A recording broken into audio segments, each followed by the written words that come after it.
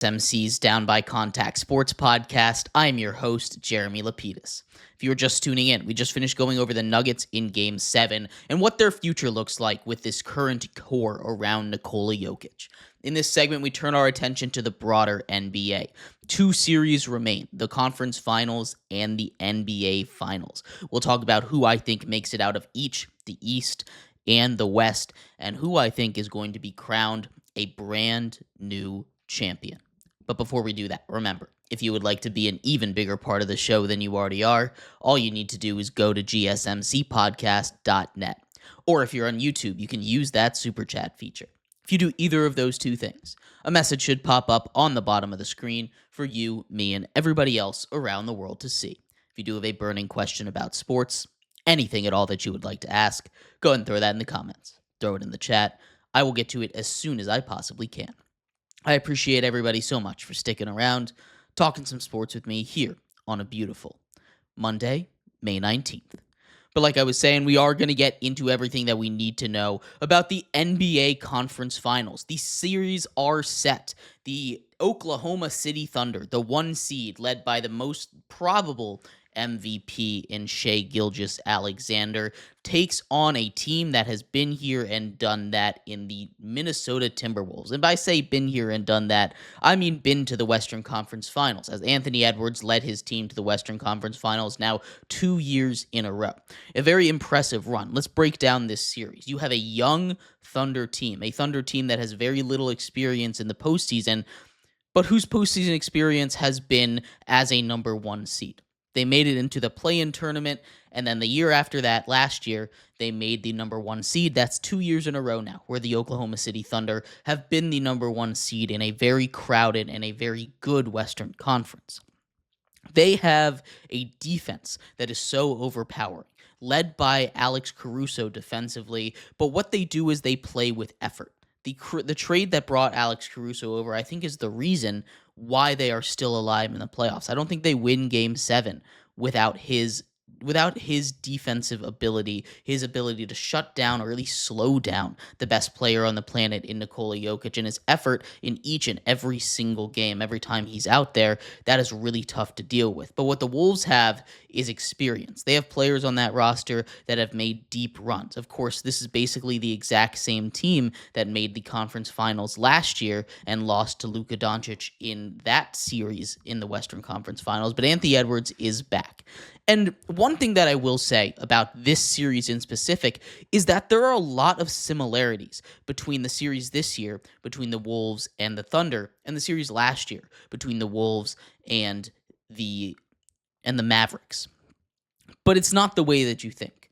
This Oklahoma City team reminds me a lot of that Minnesota team last year. You have a team led by a superstar, a person that is coming out of the woodwork to be known as a face of the NBA. Anthony Edwards was that last year. This year, it is Shai Gilgeous-Alexander.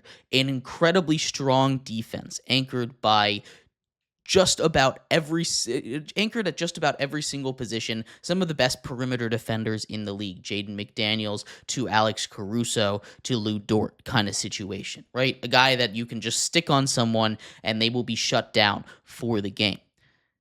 And then you have the depth, right? That is the one thing that I think sets them apart. That's not to say they don't stand a chance in this series against the Wolves, but you have a team that is led by Anthony Edwards that has developed a three-point shot. He didn't really have that in his bag, or at least not as efficiently in his bag as he does this year. He is the three-point king this season, the man who made the most threes in the NBA, shooting at about a 40% clip. This is going to be a very tight series. You have Julius Randle, who's playing his best postseason basketball of his career as a second or third option now that he gets to get his favorable matchups down there. Rudy Gobert is going to be able to go up against Chet. At least defensively, he's going to be an anchor down low. He's not necessarily the greatest when it comes to offense, but this is a Thunder team that, while they do like to shoot the three, as every single team in the NBA does nowadays, they also like to drive. Shai is one of the best best drivers in the NBA. He drives more than anybody in the NBA, which is why he gets this label as a foul merchant. He drives so much more, and it's not really that out of proportion, the fouls that are called for him, I should say. But what Rudy Gobert is going to do is he's just going to make that a little bit tougher for Shea to deal with down low. Now, that's not to say that they can't shoot the ball, because as we've seen, they can shoot the lights out. They, on any given night, can drop 170 points. We've seen it happen once in each series where they drop 150 plus in a game. We saw it against the Grizzlies in that historic rout in that one, and then we saw it in a game 2 rout of the Nuggets as well after they had lost game 1. This is a team that is young, hungry, and scrappy.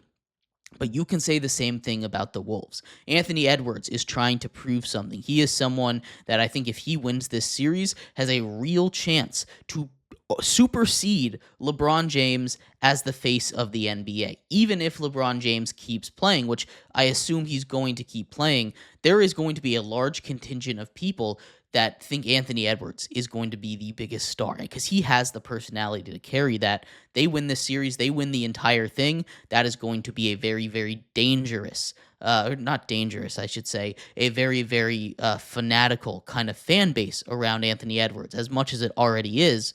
But we saw Anthony Edwards get tired at the end of in the Western Conference Finals last year. He didn't have to go through a grueling 7-game series this time, eliminating the Warriors in 5, and getting a little bit more rest than the Thunder now have after doing a very, very tough 7-game series against Nikola Jokic and the Thunder. I think this is going to go the way of the Wolves. The Wolves, like I said, have a little bit more rest, and I think this is just the year that the Thunder fall just short. Now, that could have large reaching consequences in the offseason. If the Thunder don't win the championship this year, if they lose in 4 or 5 games, which I doubt it is, I think this is a long series because I think both of these teams are going to play very close basketball against each other.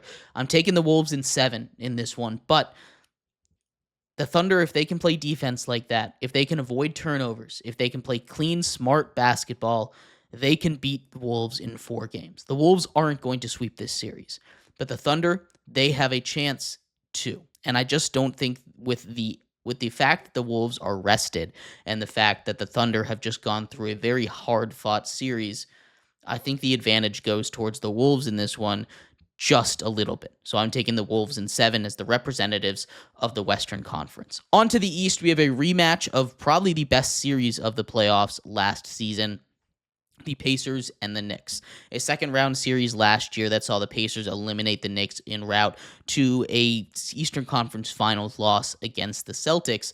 Now the Pacers return, this time against the Knicks. The Pacers have had a lot of luck on their postseason runs, right? That's definitely a part of it, but that's not at all to discount what the Pacers have done.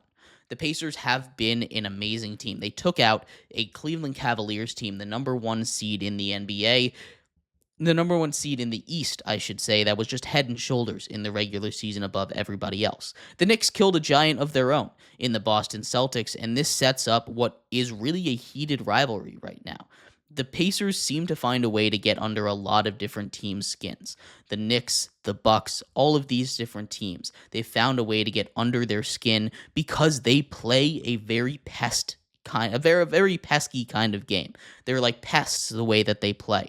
They play fast, they play hard, and they do not give you a second to catch your breath. The reason they can do that is because they have so much depth. So much depth. It's kind of the opposite of the Knicks. It's kind of the opposite of the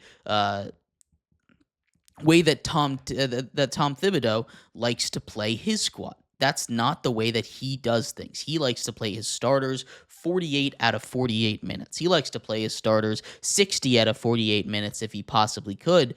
These are the guys that he's going to ride with, and these are the guys that he's going to die with. And he has quite the group over there. Jalen Brunson, Mikal Bridges, Cat, Josh Hart, OG Anunoby. Coming off the bench, you have guys like Mitchell Robinson that can come in and play a true center if you need a big man. Coming off the bench, if you really need more, you have a lot of really solid pieces that can come in and spell those starters for a little while, not to mention clutch player of the year Jalen Brunson going up against Tyrese Halliburton, Miles Turner, Pascal Siakam, Nimhard, all of these guys. Again, you can go super deep onto this Pacers roster.